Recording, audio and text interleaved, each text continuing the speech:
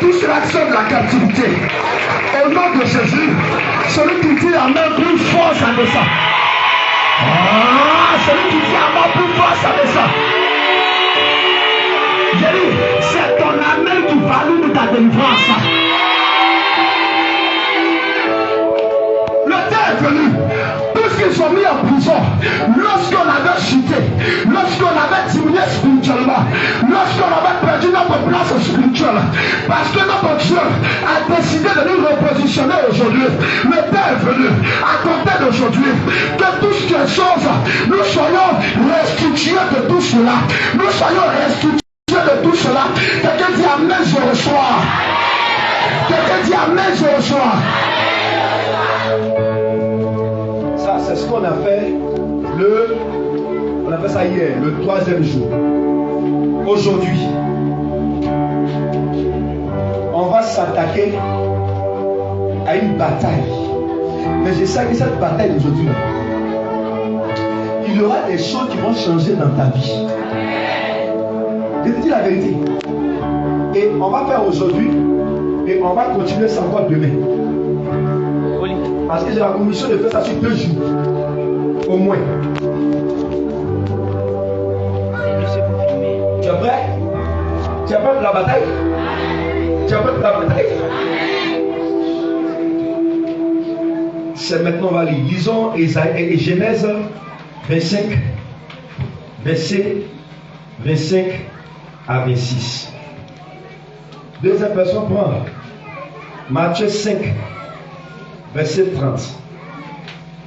Et une autre personne prend 1 Roi 13, 3 à 5. On va se lever et on va lire la parole de Dieu. C'est pour cela qu'il faut venir à le programme de prière. Quand c'est comme ça, on va un peu vite. En tout cas, le Seigneur nous a fait du bien. On peut lire Genèse 25, verset 25, 26. Le premier sortit entièrement roux, comme un manteau de poids, et on lui donna le nom d'Ésaü. Ensuite sortit son frère, dont la main tenait le talon d'Ésaü. On lui donna le nom de Jacob. Isaac était âgé de 60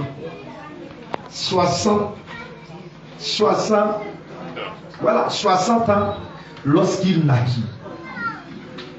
Matthieu 50, quelqu'un a vu? Et si ta main droite est pour toi une occasion de chute, coupe-la. J'aime la main de toi. Car il est avantageux pour toi qu'un seul de tes membres périsse, que tout ton corps entier n'aille dans la gêne. 1 Roi 13, 3 à 5. Et le même jour, il donna un signe en disant: voici le signe que l'Éternel a parlé. Voici l'autel se fendra, et la cendre qui est dessus sera répandue.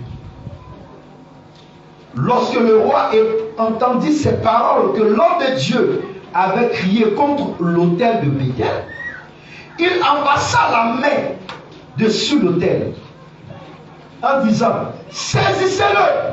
Oh, mais s'il savait. Dis avec moi, s'il savait. Elle lui dit: et la main que Jéroboam avait étendue contre lui devint sèche, et il ne put la ramener à soi. Je vais m'arrêter là. Le sujet dont nous sommes venus parler aujourd'hui est intitulé la bataille contre la main négative. Dis avec moi: la bataille contre la main négative. Oh, dis bien la bataille contre la main négative. Dis bien la bataille contre la main négative. Oh, dis bien la bataille contre la main négative.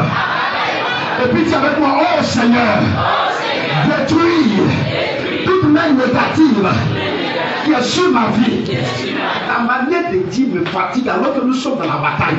Dis: oh Père, à compter d'aujourd'hui, toute main négative qui est étendu sur moi, qui est étendu contre moi, je détruis cela.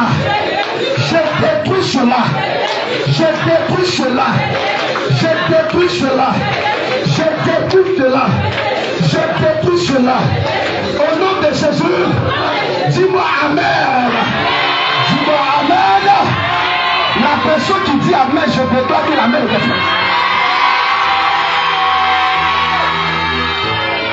Frère,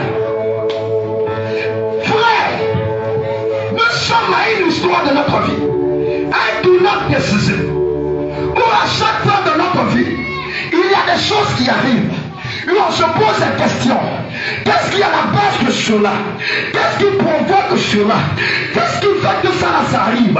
Qu'est-ce qui fait que cela je vis? Qu'est-ce qui fait que cela arrive de ma maison? Qu'est-ce qui fait que cela arrive sur mon enfant?